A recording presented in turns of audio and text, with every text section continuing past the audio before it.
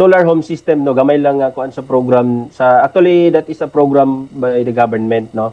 Libre na siya, 50 watts, no, nga solar. So makapasiga na siya pipila ka suga, maka-charge na siya cellphone, maka-charge na siya og ganing flashlight, kana libre na siya, no. Pwede po na siya kaya na siya og TV, katong LED nga TV, pero ang TV mura dili libre. Sa pagkakaron, ang atong ginakuan sa atong ginahatag sa atong consumer is libre na atong mga suga, atong panel tanan. Apil lang pag-install libre. Wala lagi kay bayaran sa installation. So in order to ma-sustain na to ang program, mo na siyang nasay kaning card, no, nga mag-load ka. So para sa cellphone, dili ka ka-text wala kay load, so mag-load ka para mo function to ang imong battery sa imong solar. So ang ato ang gina-impose nga rate, no, sa kining ato ang program, no, actually naani sa mga 2,300 plus, no, sila all over sa franchise area ni Buseco. And then ang ato ang National Electrification Administration, nakita man nila nga isa ni sa ka-solution nga ma-energize ang dili lang ang sitio, no, kay up to the household level naman ta karon. So katong yung mga linya nga makita ni Buseco nga for 5 years dili pa gyud siya maabtan og kaning linya gyud sa kuryente physical. Kay tungod number 1 wala pay dalan, diba? Number 2 kabayo ray makasulod. So naay mga balay dito mo na siya ang solusyon ana para ma-electrify siya kana atong itawag nga solar home electrification program.